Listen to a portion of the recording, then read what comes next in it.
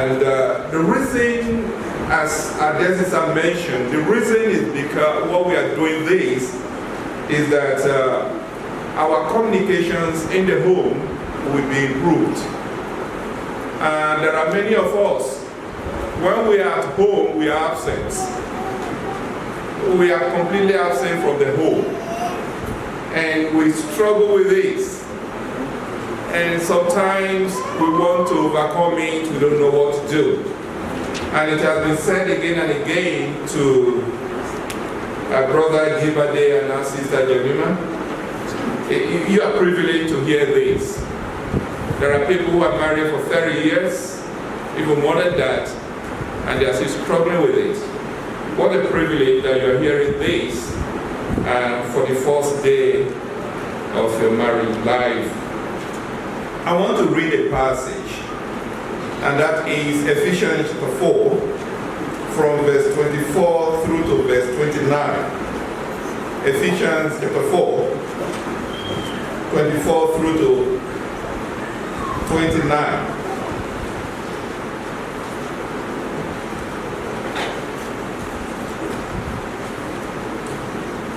I'll just read 3 verses, 24, 25, and 29.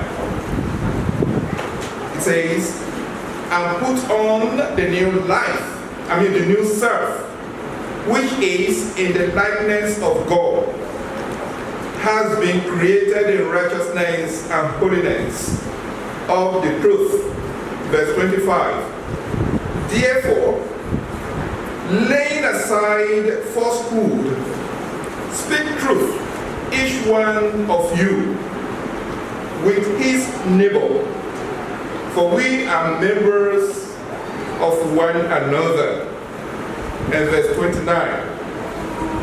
Let no unwholesome word proceed from your mouth, but only such a word as is good for edification, according to the needs of the moment, that it may give grace to those who hear.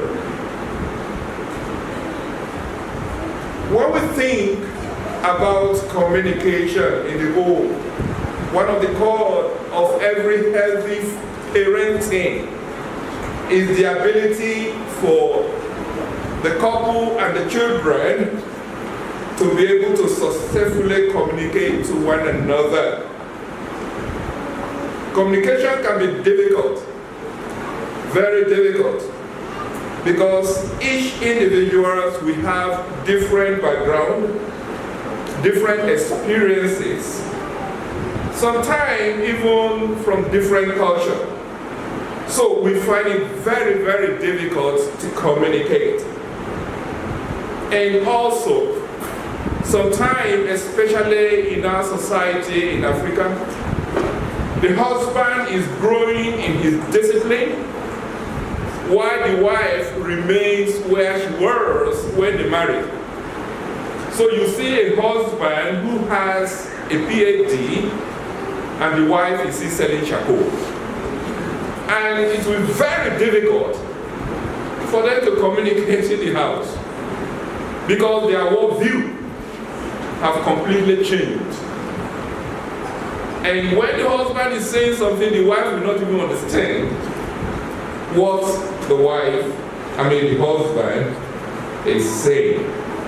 And that brings a lot of issues when we talk about, because a husband who is so educated, you are talking about some philosophy, some things that are happening, and your wife is thinking about how to sell a bag of charcoal. And the husband would prefer to go and talk with her and with his friends. But when we look at the Bible teaches us a great deal about communication. Since God, the author of the scriptures, is a communicator. When we look at when he started creating in Genesis chapter 1, he did this by communicating. Remember, he said, let there be light. He speaks through the nature. The Bible says, the nature telling us his great glory and splendor. The Bible says he communicates to us through his Son and also speaks to us through the scriptures by the Holy Spirit. Since God is a communicator, man who is created in his image should be a communicator as well, because we are created in the image of God. And the Bible says that the tongue has the power of life and death. And those who love it will eat its fruits. That's what it said in Proverbs chapter 18 and verse 21. Solomon understood that as people made in the image of God, we have similar power in our tongues. We have power to create and power to destroy. We can encourage people and lift them up with our words. At the same time, we can destroy people. The power of communication is especially important in the context of parenting. By our words, either parent to the children or children to their parent, either verbally or non-verbally, we can develop a beautiful and prosperous life together. And by the same word, we can destroy ourselves, either verbally or non-verbally, even in the home. We are faced with this challenge in the home with every member, because we come from different generations. I remember last year, during one of the family life, I learned so much when one of us presented the different generation with different worldview. And it really helped me how to deal with those who are not in my own generation. For those of you who have young adults or teenagers in your home, when you are in the sitting room, they will go to their room. When you are in your room, they will come to the sitting room. Are you familiar with that? Because we are from different generations, what interests them, those things do not interest you at all. So you can sit down together and not talk. You can sit down together and you will not just talk. Because we are from different generations, and what interests us, what triggers our interest differs. How do we blend this together? So as a family, as parents, as children, we can sit down together and really talk. It is also believed that women are more talkers than men. Okay? Women talk more than men. I was listening to somebody one day was preaching. I don't know where he got that from. But this is what the person said. He said every day a woman has about 5,000 words to use. And the man has only 500. By the time the man is coming back from office, he has finished all the 500. The woman had just finished half of the words she had to spend that day. And who will listen to the remaining 2,500? Who will listen to that? The husband. And the woman is talking, you want to finish her words, and the man is saying in his heart, why are you telling me all this? And sometimes, you don't even understand what he's saying, and you are there present, but you are absent. There are some of us who are talkatives when we are talking with our friends. I mean, we are just out talking with enthusiasm when we are talking with our friends. But the same person in the home, you can't hear one word from him. What's wrong? And these are some of the struggles we pass through, especially men. We want to discuss it. We want to discuss it so that we can God will help us to improve in our communication. In the home, there are many times we wait to talk, but there are a lot of distractions. Distractions like TV, distractions like handset, distractions like computer. On Saturday, you're at home, but you're not at home because you're watching Man U and Arsenal. You are at home, but you're just absent.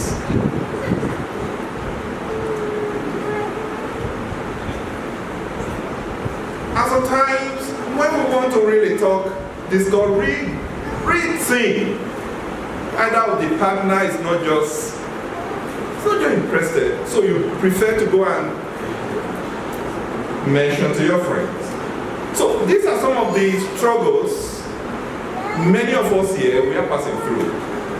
I think this will compel us, as member of the family life, to come up with this so that we talk about that. And there is no way that we can finish the discussion today. But we want to set the ball rolling so that we can help one another, because we live in a community.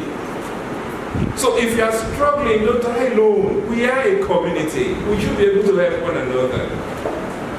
You who is very good in this, you should be able to help those who are struggling in this. So at this point, we want to introduce our brother, Dankeo, to come and tell us the cost of absenteeism in the home. Very costly. We want to talk about that. Thank you.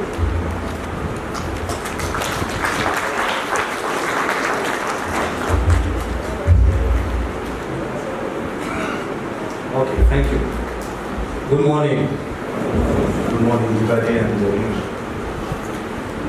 And mine is to talk about the cost of present but absent on the family. Cost of present but absent. I'll ask my wife to read two verses, 1 Timothy 4:16, and Matthew 24:42 to 44. We have a basis why we are talking about this, that's biblical. And we are not talking about it purely because of psychology. We want to point out why there is a basis for us to be present, to be watchful, to be alert, and so on.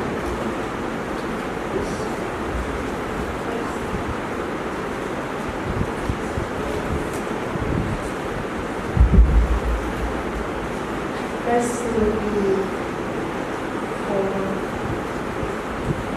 4:15 and 16. Practice these things and devote yourself to them, in order that your progress may be seen by all. Watch yourself and watch your teaching.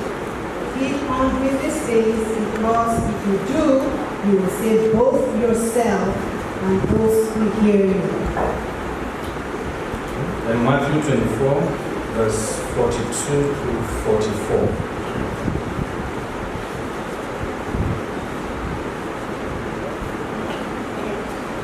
Watch out then, because you do not know what day your Lord will come. If the owner of a house knew the time when the thief would come, you can be sure that you will stay awake and not let the thief break into his house.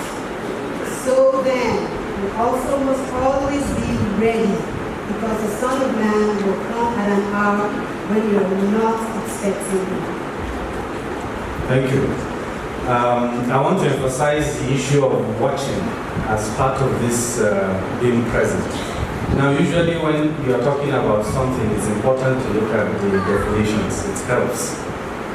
Now, we're talking about costs, and there's a big difference between cost and price. And that's one of the first things I want you to note with this issue. A price is what the person offers you. And so often in this type of issues, the price the world offers for being absent when we're present looks good, but the true cost is something else. And so we'll look at the cost of those things. Secondly, when we talk about present but absent, we're not going to spend a lot of time on those who are absent, either permanently from death, divorce, permanent separation. We've had a forum in this church when we looked at the issues of single parent families. But there's a temporary form of absenteeism that is also common in Nigeria. I'm working in Jos, my wife is working in Abuja. I'm working in Lagos, my wife is working in Abuja. I'm working in Jos, she's embarking largely on Mango. We take those things for granted often, but that is a form of temporary absenteeism. Again, we will talk about that as we go on. But today we want to also emphasize to you what we are calling presenteeism. Present but absent. I want to borrow from health resource management. They say that the problem in healthcare often all over the world is you don't have enough health workers. But when you have enough health workers, sometimes because they are burnt out, they don't give you what you need. So you go and you meet the doctor there or the nurse there, but they've been so busy and they don't give you the best. They do the wrong thing. Actually, when we talk about present but absent, we are talking about this member of the family who is present but absent. He is around physically, but emotionally or mentally that person isn't there. We are talking about a consistent and persistent behavior that communicates to another that they are not really worth attention. That is actually the cost. The price on the surface is that you are busy. That's what it says. Can't you see I'm busy? That's the price. But the true cost is that what it tells the other person is that really you are not worth my attention at this moment.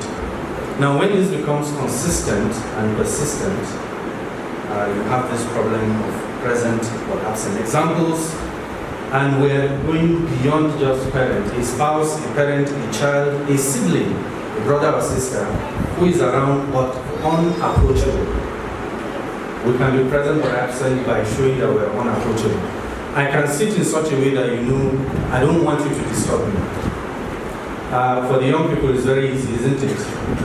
They just put a headphone or earpiece, and that tells you they are there, but don't mess with me. I'm not available. And so present but absent can be in this form.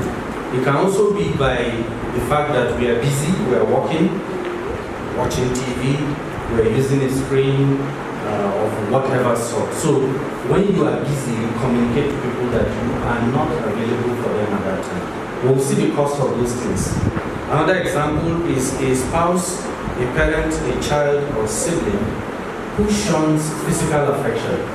Remember, we're talking about all the dimensions. In Africa, we want to hide the issues of physical affection, and it has real consequences. It can communicate present but absent, especially for fathers. When you are present, children are at a certain age, and you do not show physical affection. It's the same thing, it's the same example of being present but not absent. Another example is when you are going through prolonged stress and you just cannot engage. You just don't have any reserves to connect with others. So you are present, but not absent. These are some examples of what happens. Now, this has costs, this has effects. The effects on the family, first of all, if you have children and you are present but not absent, there's something about the psychology of children. If something is going wrong, they don't blame someone, they blame themselves. So they think they are the cause of why daddy or mommy is not engaging. So if you are present but absent, what you are telling them ultimately is to internalize self-blame. And that tends to leave a very significant mark, especially on boys. Especially on boys. We'll talk about some of the differences subsequently. So, being present but absent leaves hidden marks of self-blame that I may have been the cause of why daddy is annoyed, mommy is annoyed, and is not ready to talk to me, and is not ready to show a connection. The second thing that will happen as we do this is skewed or stunted identity. Our identity depends on understanding who we are, and often when people blame themselves like that, they lose self-esteem, and they begin to have problems with who they are. We'll see how this plays out too. The third thing being present but absent causes is loneliness. Now, one of the issues around getting married is, as scripture says, it's not good for a man to be alone. Okay? So it's not good to be alone. It's better to be together. Now you are together but not engaging. And what's happening? Now you are alone. You have defeated the purpose for coming together for mutual society, as Pastor just read. So one of the issues is that a deep sense of loneliness is part of the cost of not engaging, either physically or mentally with ourselves. And then finally, one big cost is that we miss out. You miss out on all that this person has to offer. You miss out on the wonderful things that can come out, either from your children, your spouse, your sibling, your parents. The fantastic things that come out on that. I know it's very common in African setting that when your father or your mother dies, it's at that point you say, oh, you have missed this or that. Maybe something simple, but you have missed it at that point. Why should we choose to miss it when we have the chance to enjoy it? So one of the issues is we can have this absence for both parents or child, but sometimes it is only one of the parents that is absent, physical present but absent. So I'll let my wife speak about the absent mother and the effect on boys and the effect on girls.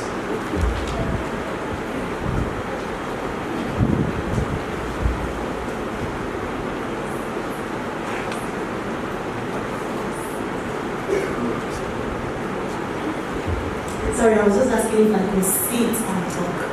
Good morning once again.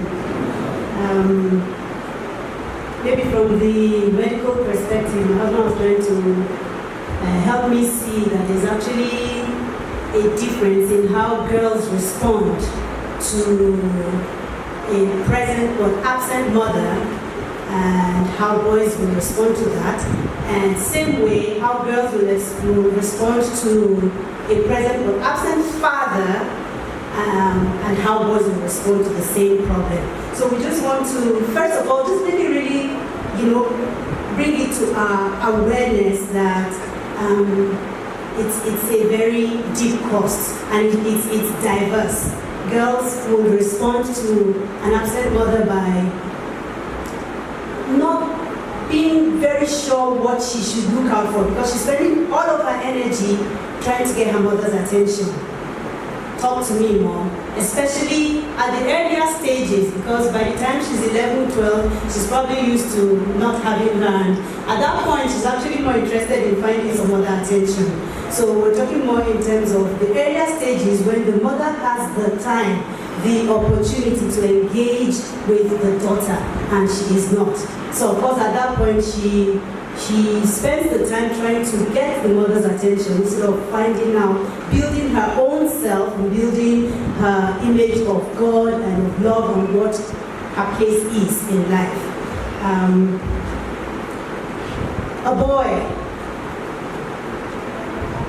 and a missing mother, it's difficult to imagine it because, especially around here, we know that boys would tend more to the mom. So if a mom is, even though present, is not engaging with the son, I am trying to explain the kind of hole that is dug in the child, in the life of that boy. But we do know that a boy who misses that just shuts down, goes into aloneness. Because if he cries, especially around here, why are you crying? What's there to cry about? So he just shuts down, and that depression is there for hopefully until God's grace intervenes. So for the girl, she spends her time trying to get attention, and so misses out on the main things that make her go into being the kind of girl she should be, the kind of woman she should be. And for the boy, just shut down. Just shut down. Okay. So, fathers, your absence also has significant differences for different effects on boys and girls. The present but absent father can send his daughter on an endless search for love. It can be such a deep hole. In fact, some are using the term people who are father wounded. So girls who are father wounded can spend a lot of time looking for that father love. It can cause some to become enraged at men, to be terrified of abandonment. They don't want abandonment, and they will do anything not to be abandoned, not to be left, even in the wrong relationships. It can actually cause some to fall in love with the wrong kind of man. These are very significant issues that an absent father, present but absent, not engaging with his daughters, not engaging emotionally, spiritually, mentally with his daughters, can cause. That's the cost of being present but absent. For the boys, it actually has an effect. It severely affects their capacity in two areas. One is the area of self-esteem. It makes it very difficult for you to build self-esteem in that world if he's grown up with a father who is unable to engage. And this is one area we have a problem with as men in Africa. It may even be easier for you to show affection to your daughter, but culturally, to show affection to your son is to discipline, is to show him the hard hand, isn't it? That's the belief. And so that causes deep problems in terms of his ability to grow in his self-esteem, and then more importantly for him to grow in ability to have true intimacy. True intimacy becomes stunted when we do that as men, as fathers, who are present but absent. That's the cost when we are here. So it becomes a real challenge for us when we are present but not absent. It costs these areas. But is that all? Should we stop at this? We can prevent this presenteeism, this present but absent. It is possible to do some things. It's not that once it starts, there's nothing we can do. It's better to prevent it. And there are some ways in which we will share some thoughts on how to make sure we are not being present but absent. Because as you can see, the cost is very significant. The price looks small. The price is that promotion. The price is that additional contact. The price is that work that you finish on time. But the cost are very significant mental, emotional, and leading on to spiritual costs. So we'll talk about how to prevent some of this. Some of this, can we have the last slide? Or the last but one, the one before this. Thank you. We have this acronym to help us have things at our fingertips. Watch, like we said earlier, turning away from the screen, turning away from the book, but it's not just technology, right? Turning away from the inner distractions and turning to. I remember we had to learn this the hard way, especially with our son EJ. He wakes up at 5:30 and there's no booting time. He's up, and so he needs to start engaging. He's better now. He's 10 now, so things are better. But when he was 5, 6, his dad, I think he usually thought it was easier and better. His dad would be trying to have his devotions and EJ is up. So he had to learn to swivel the chair and turn and focus on him. And we've had to learn that with ourselves too. So being present will be helpful to avoid the absenteeism by taking time to turn. Just tell yourself, turn away from, turn to. The C is connect. Connect with your eyes. Everybody connect with your eyes. Connect with your ears. Connect. Listen. See. And the H is for the heart connection. Hear with your heart. So you're seeing, you're hearing, and you're trying to understand what this person is trying to pass across to you. I think we just gave a good definition of being present and present, right? So that's the antidote for being present but absent. But what are specific ways we can do that? Sandro, can we go back up now, please?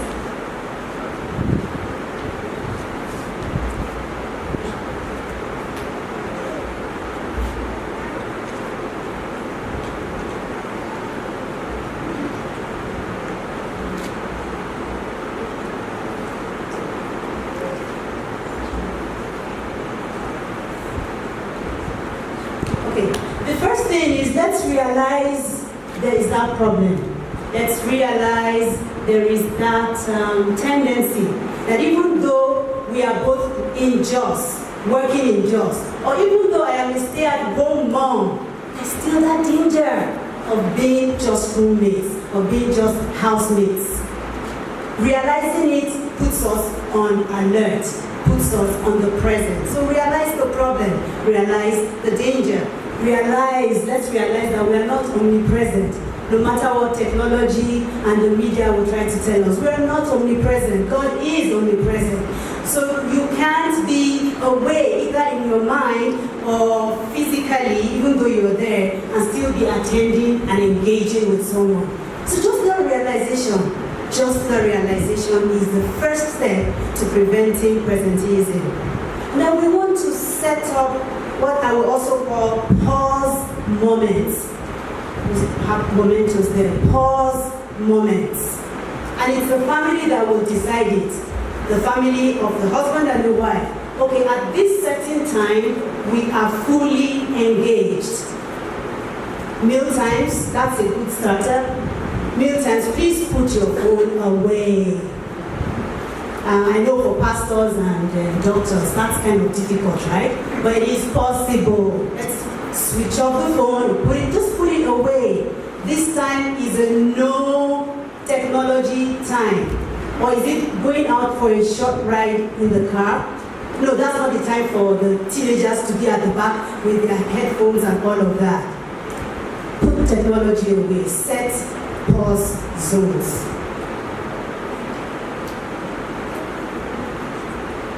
Let's also reach out.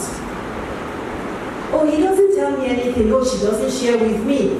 Or yes, we are going to the sitting room and they are moving to the bedroom. Oh, well, It's an opportunity to reach out, whether as parents, as spouses, or as siblings, or as children to parents. Reach out, ask questions, and actually listen. Not like the one we do, and this is not just an African problem, right? It's all over. How are you? And you're going already before he even says fine. So when we say, how are you?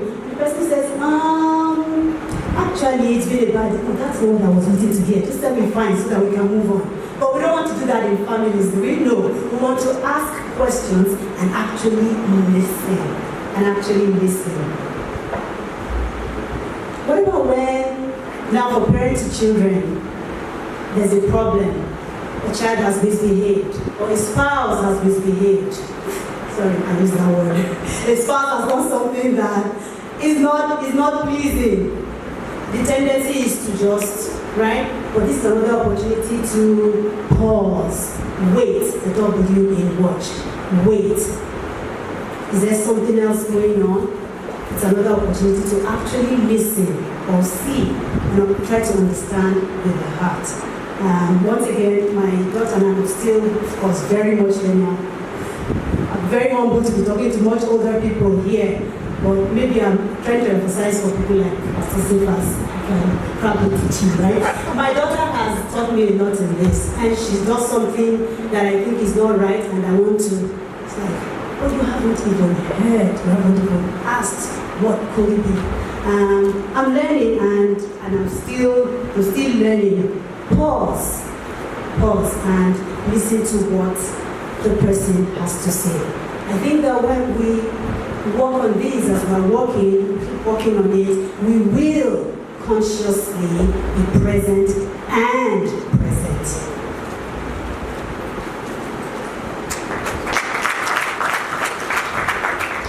So this sets us to the benefits of being present and present.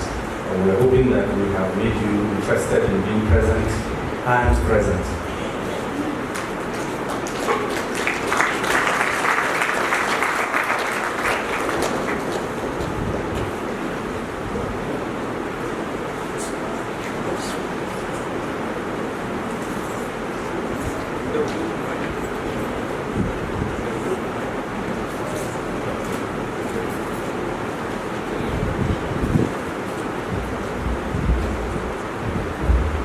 Praise the Lord. Good morning. Dr. Dankyo, is this the people you met? Looks like the number has doubled.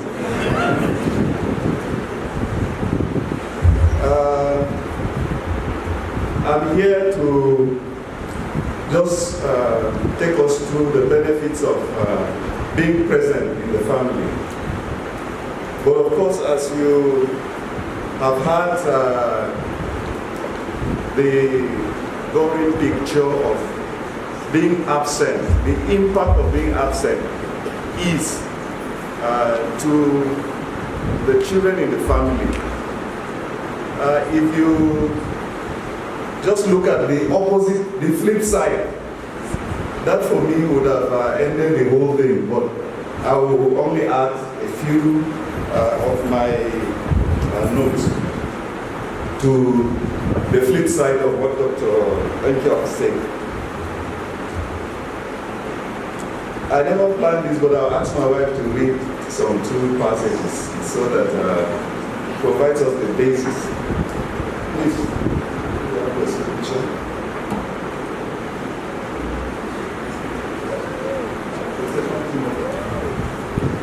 Chapter 1.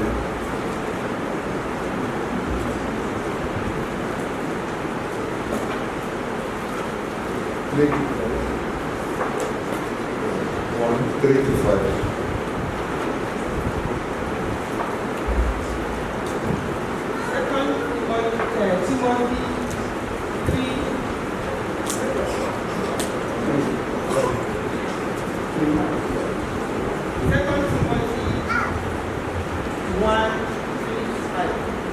I give thanks to God, whom I serve with a clear conscience, as my ancestors did.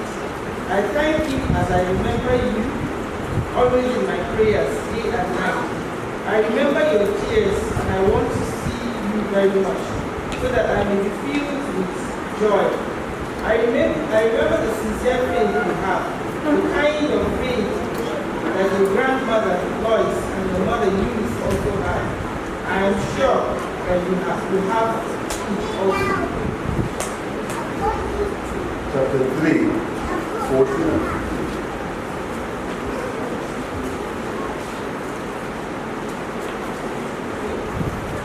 But as for you, continue in the truth that you were taught and firmly believe. You know who your teachers were, and remember that ever since you were a child, you have known the Holy Scriptures, which are able to give you the wisdom that leads to salvation through faith in Christ Jesus. Praise the Lord. So with that little background, find out that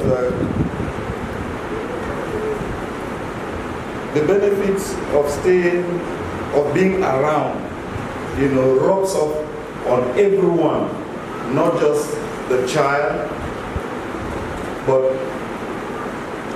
all of the participants, the parents inclusive. So what are some of the benefits that we can find arising from being around? And as you heard, it's not just being around for the sake of being around. Your being around is being around when you are, acknowledged as being around by others. And to be acknowledged by being around by others requires active participation.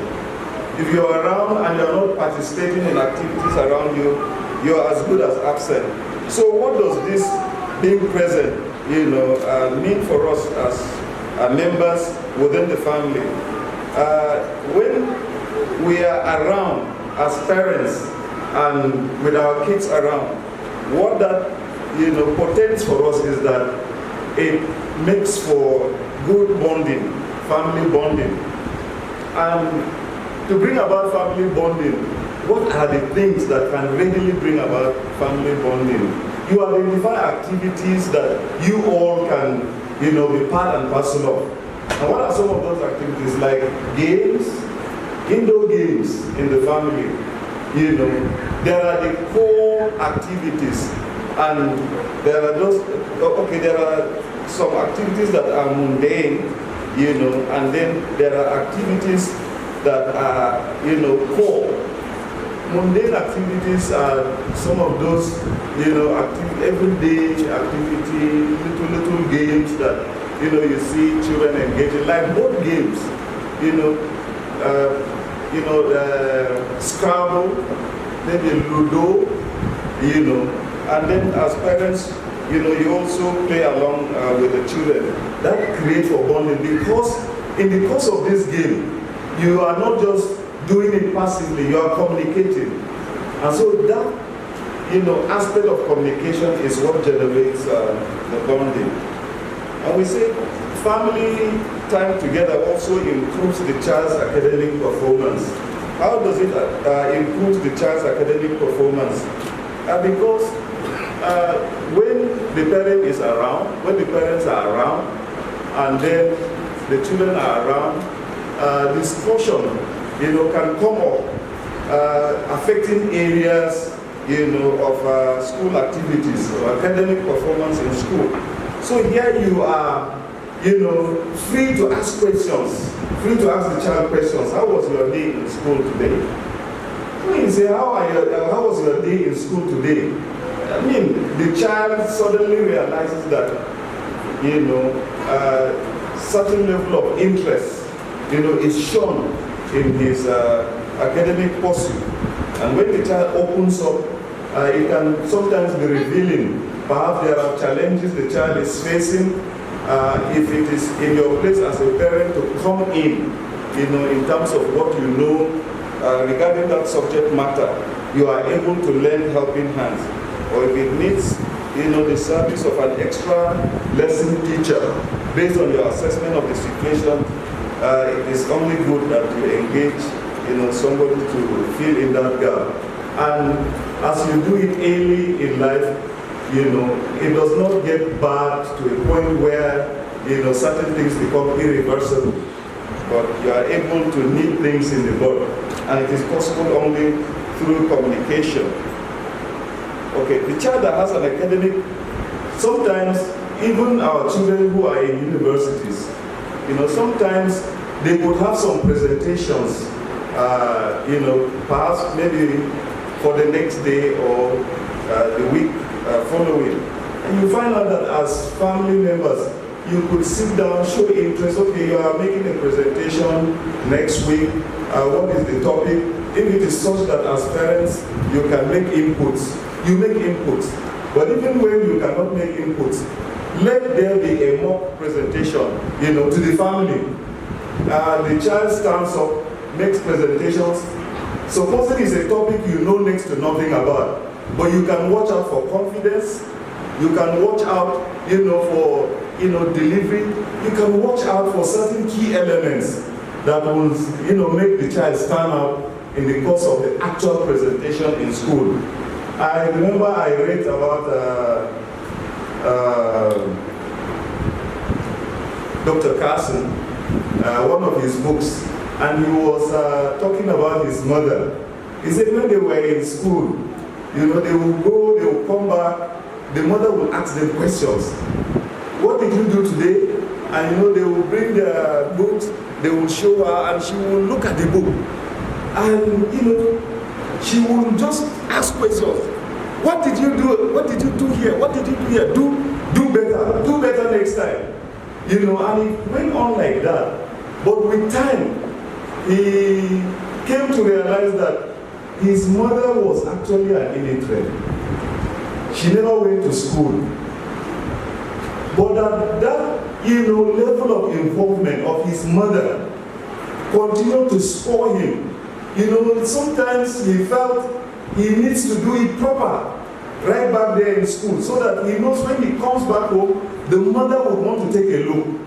And this was a mother that had never gone to school, but just because she showed interest. That level of interest, is possible with every one of us here. We can show interest. Sometimes we say, I don't know maths. I don't know science. And therefore, your child who has gone to read maths or who is desiring to, read major in the sciences, is a no-go area for you. So the child, is all alone battling things, on his own. And family time together can also result in less behavioral problems. You too communicate more with parents, develop interpersonal skills and tend to handle situations easily arising from peer challenges. When we respond from a non-judgmental point of view to issues a teenager tables before us as parents, close-up areas are open up and we gain clear perspective. So when we gain clear perspectives, we are better placed to offer assistance to them. And we find out that it will result, in the child, staying off behaviors that will land the child in problems. Spending time together will also result in less violence. When you are, what is violence? Violence is, results from excess response to stimuli around you. Excess response. Sometimes you are, children, whether they are playing or, being together and issues just come up. Violence can resolve. If response is not, commensurate, if it goes in excess, it becomes violence. So if as families, you are able to moderate, certain, tendency to respond to issues, then you find out that that's what you will see, playing out in the life of the child, even when you are not together with him and he is out there, outside the confines of the family setting. You find out that he benefits from what he has learned through moderation, within the family. Because, there's this sibling, issues. There are always some sibling conflicts that you see around you, even within the families. So you watch out for the kind of response that you will see. If it is like somebody calls him, a name that he doesn't like, you watch out. How does he respond? Or if somebody hits him, playfully, you watch out. How does he respond? If the response demands that you come in by way of some moderation, you do so quickly. But definitely you will not be in a position to do that as an absentee, father. An absentee, in this case, physical absence, and then present but absent, applies in this case fully.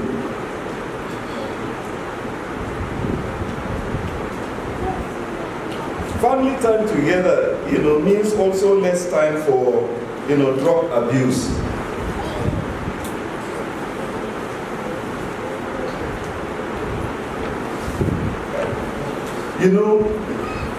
A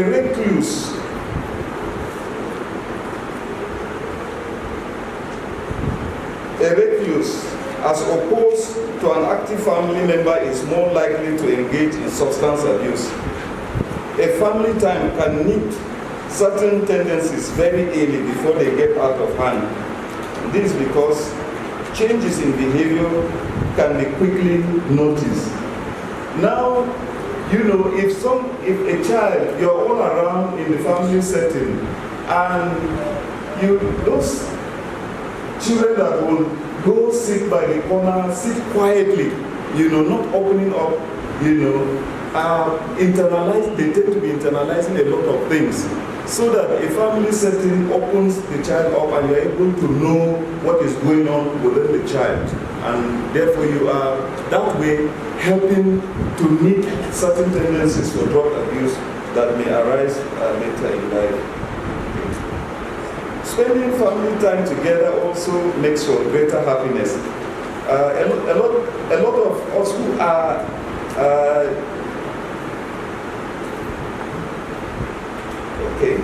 there's a huge part of our childhood that leads to adulthood and eventually shapes our personality. The scripture in 2 Timothy that we read, it's this aspect of, child upbringing, in the way that the child now, all of the things that the child has learned, the child, lives through it all to adulthood. It was the reason why Paul would write Timothy, and was very boastful as to saying that the things that you have learned, he was making boast of the fact that he said, but thou, can you read that 14 again, please? 2 Timothy 3:14, so that we get it very clearly. 3:14.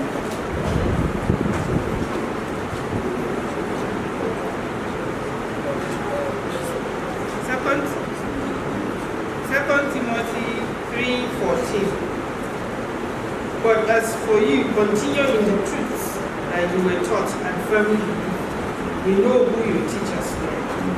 But as for you, continue in the truth that you were taught. As for you, in the whole of that scripture, Paul was actually painting a very gory picture of what was unfolding. Terrible times were unfolding, but he could confidently say of Paul, of Timothy, that for you I am confident. The unfailing faith that you have, I'm confident. Praise the Lord. May we say so of our children on the basis of what we know we have sown inside them. Conflict resolution skills. When we are together and our children see how we handle, conflict resolutions, we pass on such skills because they will eventually be parents themselves. So if we are not together, if we don't have family times together, for them to see how we come in intervening in conflict resolution, they eventually becoming parents will not be in a position to be people who can solve conflicts on their own.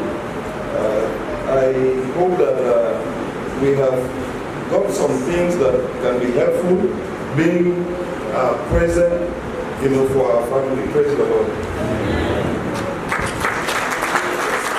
Thank you very much. Sorry we had to break him. He has so much to offer, but our time is late. We'll give time now for the open mic. I hope the mics are being passed around.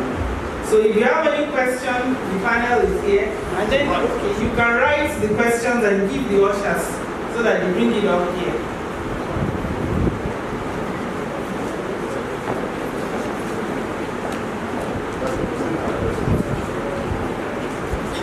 Amen. Okay, please, you can send in your questions, but there is a question written already, and the chairman of the committee feels I should respond to it. So I'm actually here to respond to a question that has been written. Let me read the question and then respond to it. Because of the nature of our environment, it is necessary to talk about the problem of absenteeism in the families of pastors, whose profession sets the father to be absent by default. Thank you for that, by default. He has to leave early. He rarely sits together with his family in church. That's correct. That's why I asked that my wife be brought to me so I can sit with my wife at least today. He stays late to look at people's problems, etc. How can a pastor be both physically and emotionally and otherwise present? What are some principles, practices, and stroke practices he can use? Well, thank you.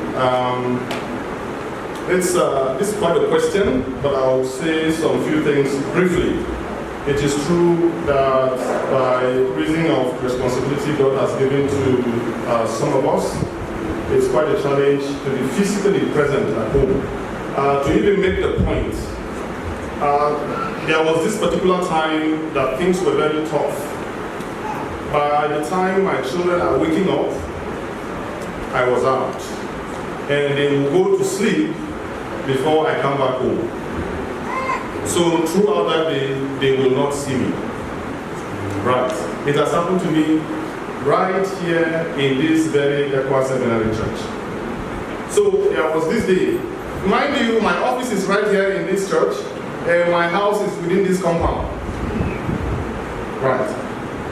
So there was this day, my children said to my wife, "We will not sleep today until we see Daddy." So she carried them and brought them to the office, just to say good night to me.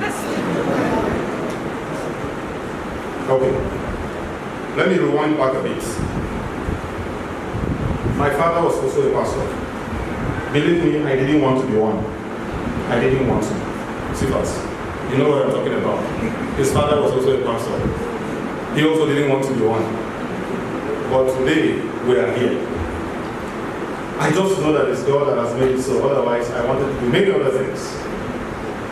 Because during the days that our own parents were pastors, it was those days that you can be a senior pastor in a church, be LO in an LCC, be a DCC executive, and be a GCC executive. There were very few pastors that were trained enough to handle leadership. So one person could have 4 or 5 leadership positions in the church until the team grew. So I'm talking about late 60s into 70s, even into the early part of the 80s. Those things were happening. I accepted Christ through the ministry of my own mother, because she had to leave everything. She left her work and cared for us, the children, because our dad was always traveling. I said when I became a pastor that it will not happen to me, but I didn't know. Gradually, I was drifting into that direction until my wife drew my attention. All right. Now I'll come back to present. I want to thank Seminary Church because we have a beautiful structure that saves the pastor a lot. If you are a zonal fellowship leader, please stand. zonal fellowship leaders, even the central committee leaders. Please stand. Okay, these are some of the zonal leaders that we have. What this means is that we've broken the church into different groups. Please remain standing, don't worry. We've broken the church into smaller cells, right? All of these people rather that you are seeing, and there are many because we have about 17 zones, and you only have less than 10 here, maybe the rest are outside. These people are pastors. They bring it further so that we can understand the ministries of the zonal fellowship leaders. So anytime anything happens and you see any of these people, you have seen me. You've seen Pastor Cephas. You've seen Pastor Isaac. This is the arrangement that we have in Seminary Church. Thank you. You may sit down. So this is one way we are trying to do ministry in the church so that the pastor, who is a mere mortal like all of us, with a family to look after. Okay, and my children are actually very young. The oldest is barely 11. She's not 11 yet. And the youngest is not even 3 years. So I have children that I have to look after. I have a wife I have to take care of. And it has reduced our time now to attending to emergencies.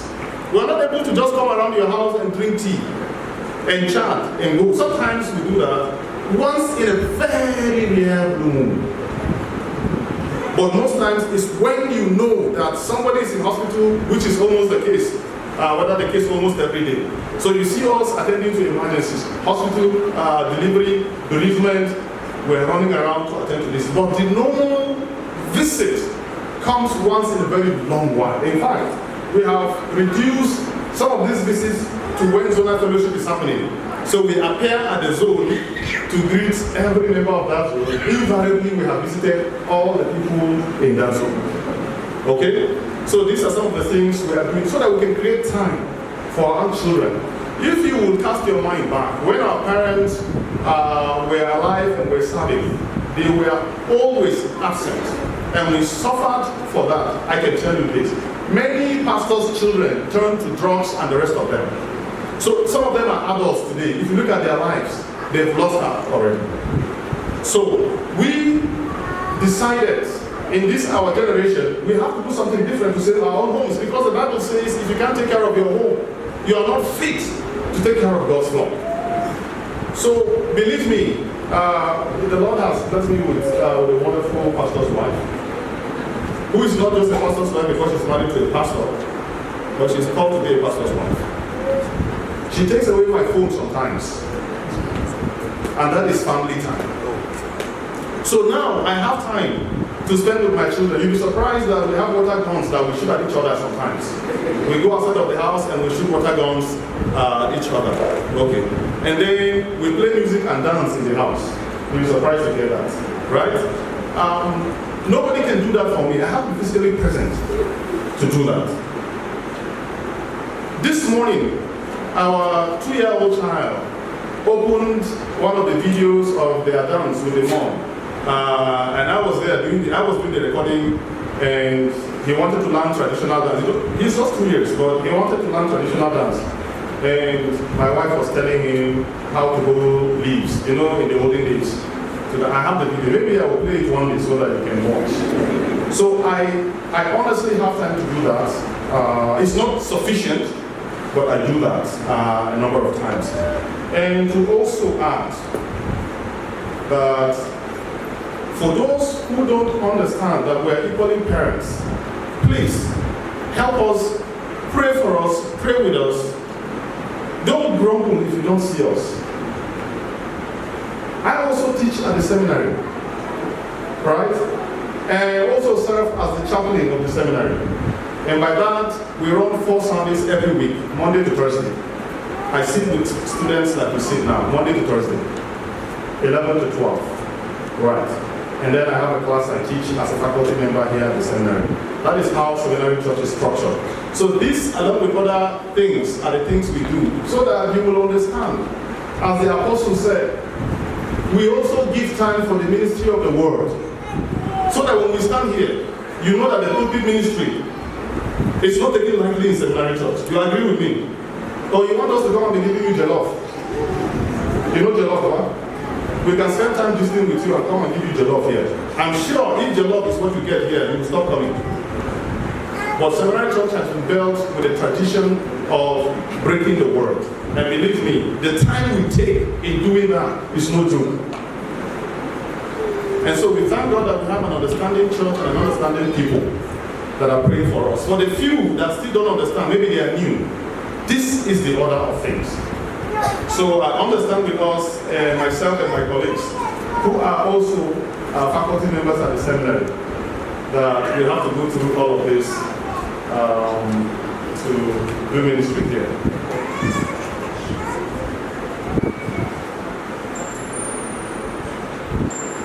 So yes, I think this one, what I have said, handles it. The same thing that you do, playing with your children and the rest of them, when they are grown up, please don't think that that time has expired. Okay, no matter how grown they are, when I go home, I still have times that I joke with my own mother. I am her 7th child. So she still plays with me and we laugh and we do a lot of things.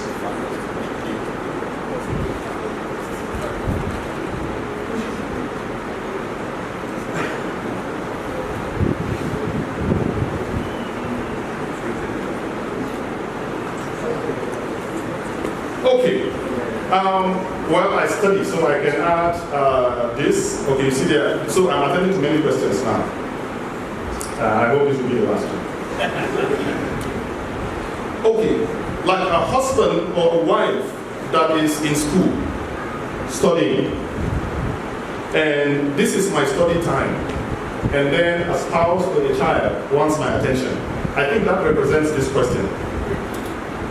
I think it is important to understand that when one is studying, like my wife, she's in school now, so the tide has actually turned.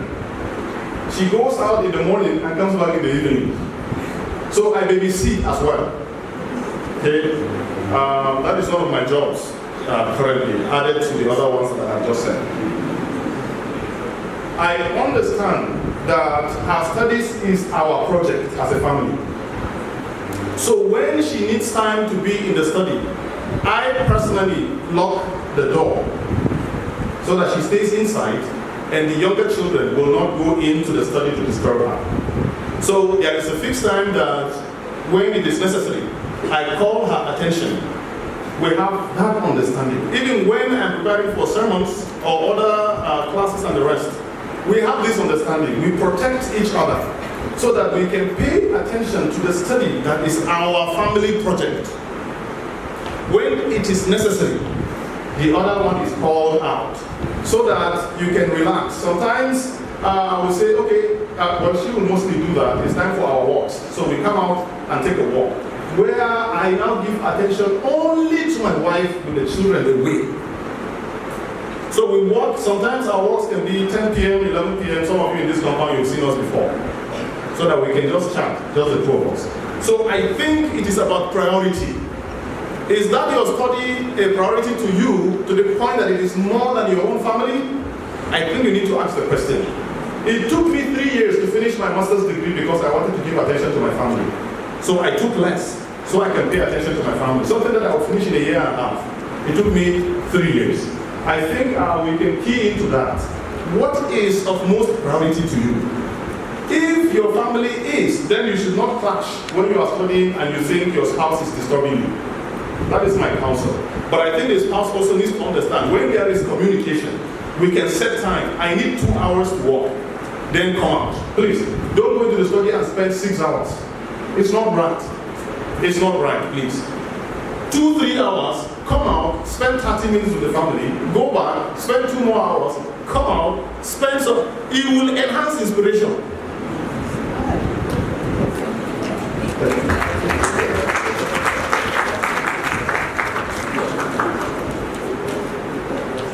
Okay, thank you.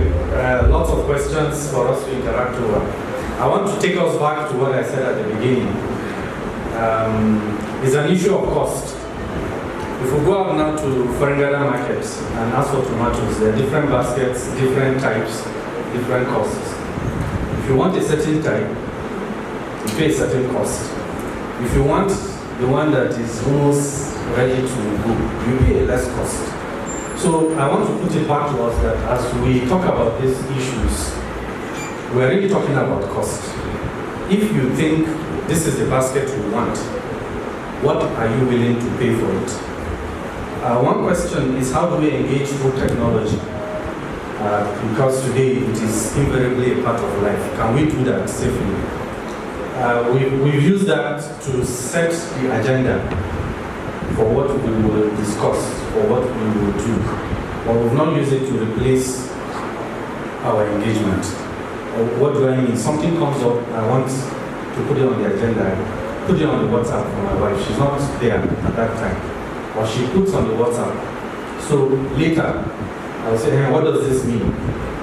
So I found that very useful to have it on, to put topics on the agenda, but you can't use it to replace this. We've also counseled couples to be using technology. We use Skype, we use Zoom, we use Hangout. But there's a level of non-verbal communication we need from the people's body language that makes technology not perfect for that. So we can use it for some things, but not some things. What about older children? Some are saying, I've blown it. I didn't start well. Is it possible to reverse this?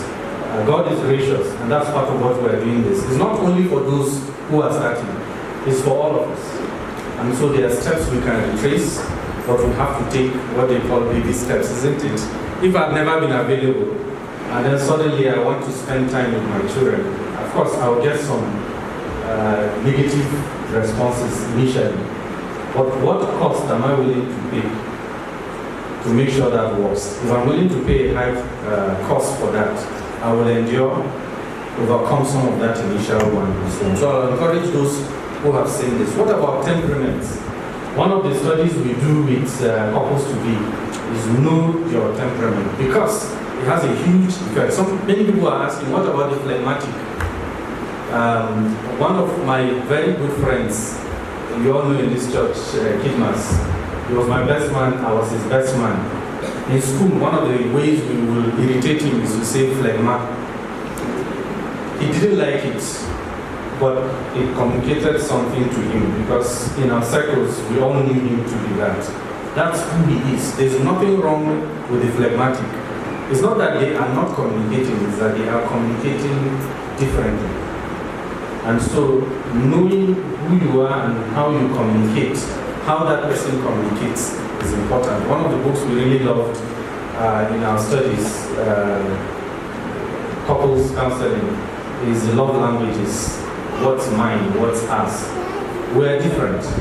And so, in temperament, children will be different, parents will be different, and we must work with that as we do these things. The question is, how much are you willing to invest? If someone is phlegmatic, your investment in getting them to speak to you will be more. I remember one leadership course I did. It's not a Bible thing. They said if you're holding a meeting and there's a phlegmatic, don't end the meeting until that person has spoken. Because what that person has is critical to that meeting. So make that person talk before you leave. Because the person has been observing and has been processing and has something rich to give. It may be a word or two. I tried that in my class, I teach. And one day I taught some med students and I said, all of you must say something. And there's somebody who refused to say anything. I said, okay, say one word. So she said one word that summarized my 3 hours lecture. One word. One word, she said.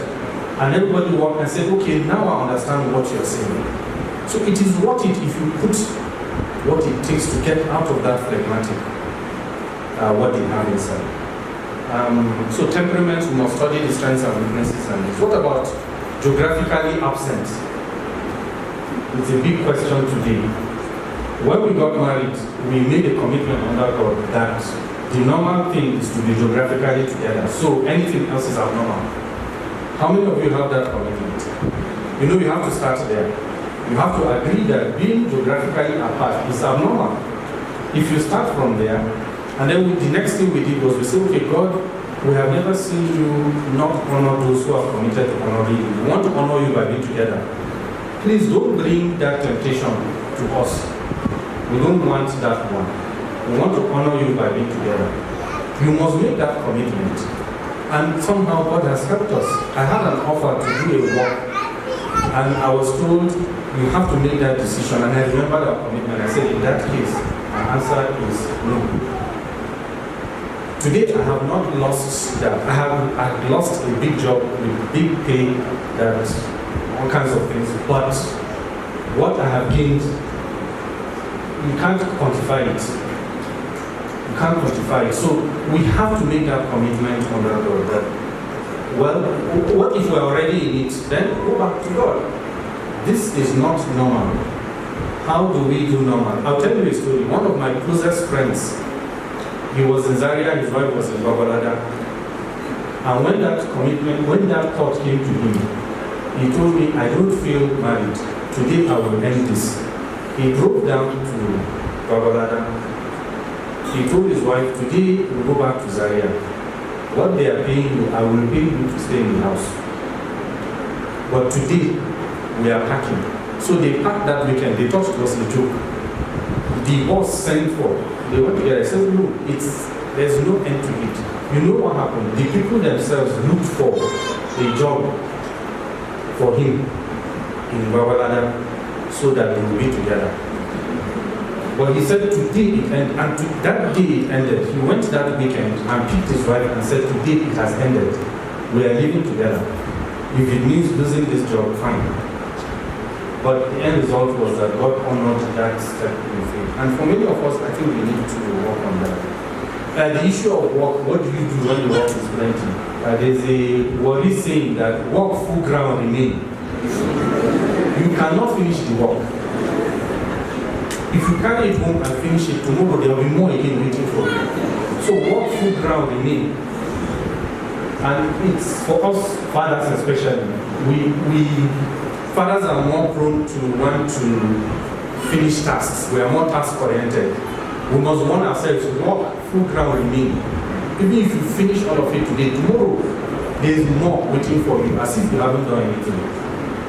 So work full ground remain. If you want to pay the cost of work, listen, what if they are not interested? You want to communicate, you want to engage, you want to talk with people, but they don't seem interested. What are they interested in telling you? You're talking about what? They are not listening to you. What do they want to talk about? Get them to talk about what they want to talk about. You'll be shocked that this phlegmatic, this introvert you're talking about can go on and on and on over what it is that they want to talk about. So often the problem is that it is our agenda. If it is my agenda, I'll find it difficult when someone doesn't want to talk. Or what does that person want to talk? It's a challenge for us in the family. What does your brother or sister want to talk about? Is it the music they are listening to that irritates you? They want to talk about that. Well, let them talk. That's the beginning of the engagement. And you are responsible. I really don't understand how you can like this, but you have started engaging. So if they are not listening to you, what do they want to talk about?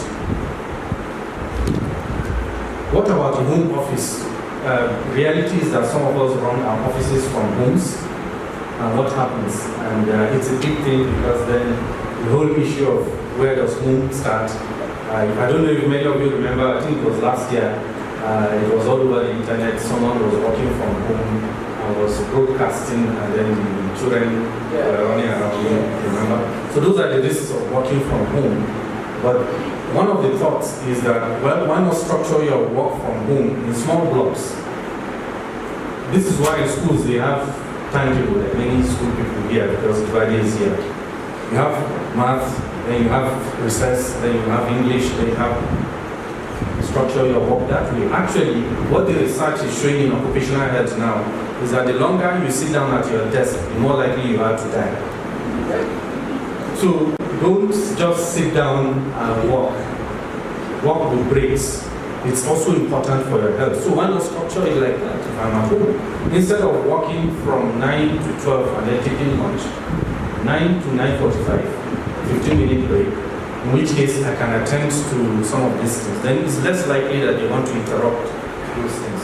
So I think that may be a way, but maybe talk with others and hear this. But what is important is, again, what is the cost?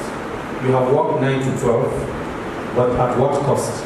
At the cost of that child that wants to say something that is important at that time, you are not available because you are working. So that's the challenge for us. How does a woman deal with an absent father or husband who is not willing to change? You know men are stubborn. I'll let my wife start on that one. So, what about children that don't want to do what they are asked to do? They don't respect their parents. And we're talking about this engaging. Some time back in this church, again, we looked at the issues of discipline in the family and said it is a way of life for the family first before you can discipline the children. If as parents we do not show that we are disciplined under God, it becomes difficult to deal with this problem. And so it's a big challenge. But I think the Family Life Committee is ready to continue those discussions on what about the ones that just won't listen. It's beyond the scope of this particular one, but we're willing to talk some more on that. So I'll let my wife talk on how does a woman deal with the present but absent father, like the busy doctor who is at home but is thinking of the patients he left in ICU. Yesterday evening, I heard so much noise around 5, so I had to dash to the main gate. I said, let me find out what's happening in this JOS. And I met a woman whose husband was on admission, and I had to branch to see what's happening. So I had to suggest an intervention, and I needed to see what would happen. And all that time I forgot to call back and tell my wife that this is where I am. So 2 hours later, I see her call. Then I suddenly remember. I said, oh, sorry. I am waiting to see what this is. I branch into the hospital. Oh, my husband.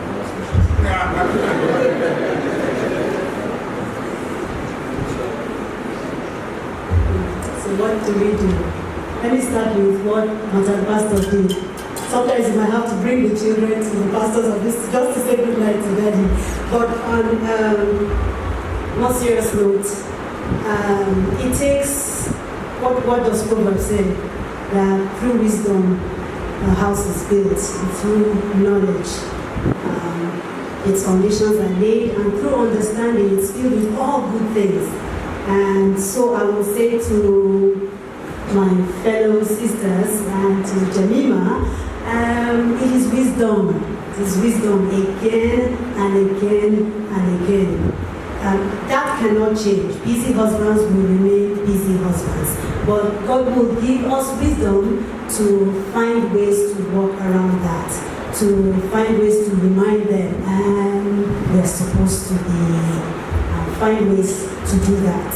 But generally, just like we would do with a phlegmatic or with a child who is not responding, we find ways to have them bring in something. A husband would, if it's something that interests him, my father would willingly start from there.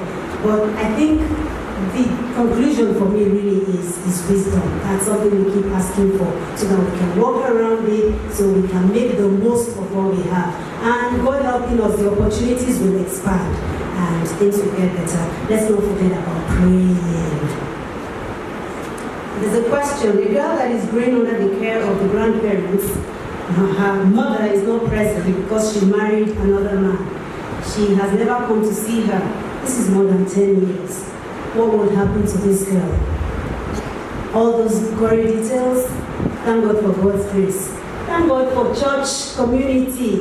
If the person who gave this question is in this church, the problem is half solved. We have mothers, we have aunties who are willing to open up their lives and homes to be surrogate mothers and aunties to that person. But I will encourage, or we will encourage that girl to still trust God and pray to find ways to reach out to her mother. Because if her mother hasn't come to see her in 10 years, there's a lack in the mother's life as well as the child's. But first things first, don't keep suffering. You need a mother figure, and we have people, we have mothers, we have aunties in Equa Seminary Church to help fill in some of that as we trust God to have you reach out to your mom as God provides opportunity. What do you do in the situation where a spouse tends to take the attention of the children away from the other spouse? Communication again, right? Let's pause, just pause. Is it really that other spouse is trying to take the children's attention from you?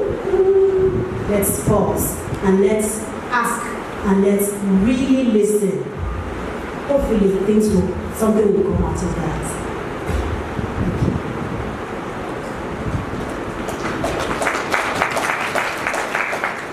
Thank you very much. I know there are some other questions, but because of our time, we have to stop now. And if you have further questions, this is not the end of it. You can always meet the senior pastor or Pastor Cephas or the chairman of the Family Life Committee, Reverend Francis, or any other member of this committee. There's something that we do here in the church. Youth have mentors. If you are a youth in this church and you do not have a mentor, then I think you are not part of the youth fellowship, and you should be a part of the youth fellowship so that you get your own mentor. That way, the young girl that said she has not seen her mother in 10 years, I mean, nobody can replace a mother, but there are people, like my sister said, that can help you and lead you on. Thank you very much.